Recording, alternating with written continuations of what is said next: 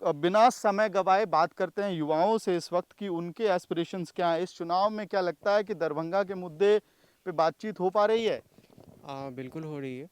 और सबसे ज़्यादा जो मेन चुनाव का मुद्दा है वो हमारे इस बिहार दरभंगा में अभी जंगल राज, बच्चों की शिक्षा, आ, महिलाओं की सेफ्टी के लिए और ट्रैफिकिंग जो बच्चों के होते हैं उस सब से रिलेटेड काफ़ी ज़्यादा सवाल और उसके बारे में चर्चा की जा रही है। जी। तो जंगल राज एक शब्द हम लोग लगातार सुन रहे हैं। चुनाव कैंपेन में हम लोग इस बारे में भी बात करेंगे बाकी लोगों से। आपका नाम क्या है? मेरा नाम प्रेम शंकर झा हुआ। जी। प्रेम, आप कैलाश सत्यार्थी के ऑर्गेनाइजेशन के साथ काम करते हैं। तो इस जगह में क्या बाल मजदूरी की भी समस्या है इस जिले में?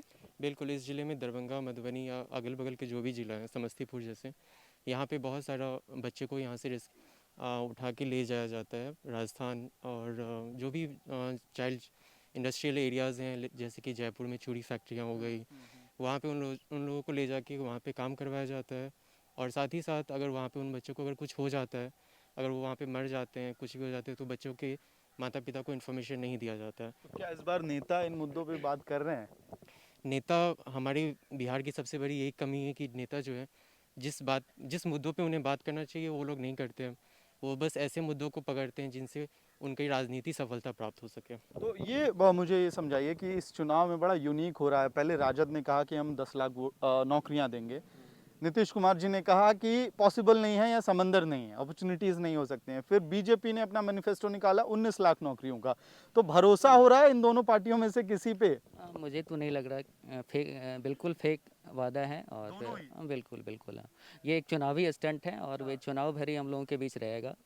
फिर वो चुनावी हवा में कैसे उड़ जाएगा फिर हम आपका नाम क्या है? सुमित झा मेरा नाम हुआ। सुमित झा। तो इस तरफ कुछ और लोग हम लोगों से जुड़े हैं, हम लोग उनसे बात करते हैं। कह रहे हैं कि जो 10 लाख नौकरियों का वादा है उस पर भी भरोसा नहीं है, जो 19 लाख नौकरियों का वादा है उस पर भी भरोसा नहीं है। कितनी उम्मीदें हैं इस बार? नौकरी क्या मुद्दा है इस चुनाव में? देखिए, इस बार तो मुद्दा ही विकास का रहा है। जहाँ तक बात नौकरी की है तो हर एक जगह रोजगार की ही बात होती है। और कहीं ना कहीं माहौल एक चेंज हुआ है बिहार में। जैसे पहले जातिवाद की राजनीति होती थी वो अब बदल चुका है। अब जहाँ जाइए किसी से पूछिए किस मुद्दा पे किस आधार पे आप वोट करेंगे तो सबसे पहला विकास का नाम लेते हैं। तो एक चीज़ तय हुआ कि यहाँ विकास का बात होने लगा। तो ये अच्छी बात है यहाँ के लिए कि लोग अब जातिवाद से ऊपर उठ रहे हैं। और जहाँ तक बात ये विकास के बात है तो ये काम भी यहाँ के युवाओं की ही देन है कि जो लगातार एयरपोर्ट की मांग हो, एम्स की मांग हो, आईआईटी की मांग हो, अलग अलग संस्थान की मांग हो, यहाँ के युवा लगातार सजग रहे हैं और लगातार कई बार मांग भी उठाए हैं और ट्विटर ट्रेंड तक भी अनेक तरीका से अपना माध्यम भी रखे, जिसका नतीजा ये हुआ कि आज चुनाव में विकास एक मुद्दा आ गया है और ये एक अच्छी खबर ये है। बदलाव है। अच्छा, ये एक ट्विटर पे हम लोगों ने बड़ा शानदार, ये सोशल मीडिया पे एक और बातचीत देखी जिसपे मैं आप लोगों की बहुत तेजी से मतलब शॉर्ट में राय जानना चाहूंगा कि दरभंगा में सब कुछ है क्या? नहीं, दरभंगा में सब कुछ नहीं है। अभी जो बातें की जा रही हैं, एयरपोर्ट की बात की जा रही है, एम्स की बात की जा रही है, ये सब इनिशियल स्टेज में है। ये चुनाव के टाइम पे ही, लोकसभा चुनाव के टाइम पे ही इसी तरह का एयरपोर्ट की बात कही गई थी और वो चालू नहीं हो पाया। अभी भी जो एयरपोर्ट अथॉरिटी कह रहा है कि हम एयरपोर्ट चालू कर सकते हैं फिर बंद कर देंगे, इसका ये मतलब है कि अभी भी काम पूरा नहीं हुआ है, लोगों के लिए नहीं खुलने वाला है। नहीं खुलने वाला। वो बहुत, अगर खुलेगा भी तो कुछ दिन के लिए चालू होगा, वो फिर बंद हो जाएगा क्योंकि इसका काम अभी तक पूरा नहीं हुआ है। दूसरी एम्स की बात की जाती है, ये आज से 5 साल पहले भी एम्स की बात की गई थी। बहुत फाइल ऊपर नीचे सारा कुछ हुआ। सारे यहाँ के जो कुछ लोकल लीडर्स हैं, सेंट्रल लीडर्स हैं, सबने मुद्दा बनाया एम्स को, लेकिन वो आज तक ज़मीन पे नहीं उतर जमीन पे पाया नहीं है। उतरा। आपका नाम क्या है? मेरा नाम फारूक। फारूक। ये कह रहे हैं कि जो एम्स की बात है या एयरपोर्ट की बात है वो एक्चुअली अभी फाइलों में ही अटक के रह जाएगा। ऐसा ही लग रहा है या लगता है कि अब डिलीवरी का टाइम आ गया है? देखिए, जहाँ तक बात ये एम्स और एयरपोर्ट की है तो दरभंगा के साथ सिर्फ छलावा किया गया है। कहीं ना कहीं आप देखिएगा कि शिलान्यास के पत्थर से दरभंगा को भर दिया गया। 7 ओवर ब्रिज का निर्माण होना था, सातों का शिलान्यास तो कर दिया गया लेकिन एक ओवर ब्रिज का एक पिलर तक यहाँ नहीं गाड़ा गया। उसी तरीका से एम्स का भी सेम हाल है। उसी तरह एयरपोर्ट भी देख लीजिए, 7 नवंबर का डेट है चुनाव का और 8 नवंबर को तारीख आ रहा है एयरपोर्ट खुलने का। तो इससे तो लगता है कि एक तरह से छलावा किया जा रहा है मिथिला के लोगों के साथ, क्योंकि और वो करे भी तो क्या करे। चलिए कम से कम एक पत्थर भी लगा दे रहा था, एक उम्मीद है कि आज न कल तो खुलेगा।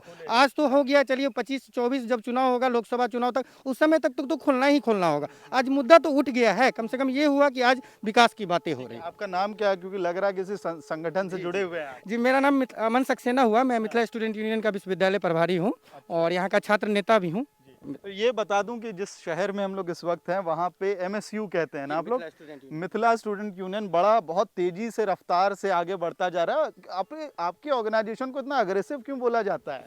देखिए बिल्कुल एग्रेसिव होना बहुत ज़रूरी है। मिथिला के साथ बहुत छलावा किया गया, आज से नहीं विगत 70-72 सालों से ये छलावा किया जा रहा है। आज़ादी से पहले ये चीज़ यहाँ नहीं थी। आज़ादी से पहले आप पता कीजिएगा तो 1890 में दरभंगा के पास रेलवे हुआ करता था। आज़ादी से पहले यहाँ एयरपोर्ट हुआ करता था, लेकिन आज़ादी के बाद ऐसा क्या हुआ जो सब कुछ यहाँ ख़त्म कर दिया गया। फैक्ट्रियाँ हुआ करता था, पता चलेगा दरभंगा शहर में रैयाम चीनी मिल था, जूट मिल था, सूत मिल था, पेपर मिल था, बहुत सारे उद्योग धंधा था। धीरे धीरे जो नाश कर दिया गया, पूर्णतः खत्म हो गया। एक तरह से हम लोगों को अब एग्रेसिव इसलिए एग्रेसिव हैं। चलिए जी, हम लोग बिल्कुल। जल्दी से इसको रैप अप करते हैं। नौकरियों की कितनी अपॉर्चुनिटी है, हेल्थ इंफ्रास्ट्रक्चर कैसा है आपके इलाके में और क्या इंप्रूवमेंट की जरूरत है? देखिए, एक तो पार्टी है जो आप जानते होंगे, उसका एक नारा है सबका साथ, सबका विकास और सबका विश्वास।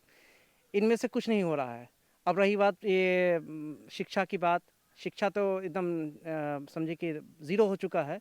हम एक सोशल एक्टिविस्ट हैं और जहाँ तक मैंने अपना अनुभव ये हासिल किया है कि शिक्षा में जो भी बच्चे अभी पढ़ रहे थे स्कूल में, एक तो पढ़ाई एकदम बेकार है सरकारी स्कूलों की बिहार में। और ये कोरोना काल में जो ऐसा स्कूलों को जो बंद कर दिया गया और आज तक बंद है, जिसके कारण आप देखेंगे कि बच्चे जो भी क ख ग घ भी पढ़ते थे वो भी ज़ीरो हो गए हैं, मतलब ख़त्म हो गया मामला। आगे बढ़ते हैं। हमें ये बताया गया, हमने जब लोगों से बात की कि आसपास के कई जिलों, 2 से 3 जिलों के जो बच्चे हैं वो इसी मिथिला यूनिवर्सिटी पे डिपेंडेंट है। तो क्या हाल है इस मिथिला यूनिवर्सिटी का? अगर बात किया जाए मिथिला यूनिवर्सिटी का, तो अगर देखा जाए तो सिर्फ इमारतें हैं, वो भी पुरानी, जो कि राजा के देन है। उन्होंने जो दिया उन्हें, उन्हीं बिल्डिंगों से इनका काम चल रहा है। आज तक उसको ना बढ़ाया गया है और ना उस पे काम किया गया। दूसरी बात, अगर प्रोफेसर्स की बात की जाए तो उसकी संख्या 70% अभी रिक्तियाँ हैं यहाँ। आप समझ सकते हो फिर एजुकेशन सिस्टम क्या होगा। बच्चे क्लास जाने की जगह वो जाते हैं कोचिंग सेंटर्स, इसलिए क्योंकि टीचर्स भी। क्या पढ़ाई कर रहे हैं जी, इस मैं वक्त? पढ़ रहा हूँ। कहाँ पढ़ रहे हैं? मैं यूनिवर्सिटी के सबसे top most college CM science college का स्टूडेंट हूँ, केमिस्ट्री ये ऑनर्स। बता दिया टॉप मोस्ट कॉलेज से पढ़ रहे हैं। तो वहाँ पढ़ाई कैसी है? क्योंकि मैं जिक्र करना चाहूँगा, टॉप मोस्ट मैंने इसलिए कहा कि आप बिहार के आंकड़ों में देखेंगे तो नंबर 1 कॉलेज मिलेगा, लेकिन सेकंड पे हाँ तो ठीक है, पटना साइंस कॉलेज के बाद। बट अगर आप वहाँ पे जाके ज़मीनी हालत देखोगे तो कुछ भी नहीं, ना आपके प्रैक्टिकल क्लासेस दिखेंगे, ना टीचर्स पूरे कंप्लीट दिखेंगे। इवन आपको एक जगह 60 बच्चे एक साथ क्लासरूम में नहीं दिख सकते हैं। तो आप अंदाज़ा लगा सकते हो कि एजुकेशन सिस्टम क्या है। दूसरी बात है कि सबसे बड़ी बुरी चीज़ है ना हमारे यहाँ, कि हम नई चीज़ों का मांग करते। क्यों नई चीज़ें? पुरानी जो है उसको क्यों नहीं दुरुस्त किया जाए? तो हर बार नई चीज़ें, हम नई एम्स क्यों चाहिए? हमारे पास डीएमसी है, तो उसको क्यों नहीं दुरुस्त किया जाए? दुरुस्त किया जाए। जी, क्योंकि हर बार हम कहते हैं कि एक नया कॉलेज यूनिवर्सिटी खोलना चाहिए। क्यों खोलना चाहिए? पहले इसको तो ठीक कर लो, पहले ठीक है, प्रॉपर्टी जो है से उसको ठीक ठीक कर कर लो लिया पहले। जाए। आखिरी वर्ड आपसे लेते हैं। अग्री कर रहे हैं?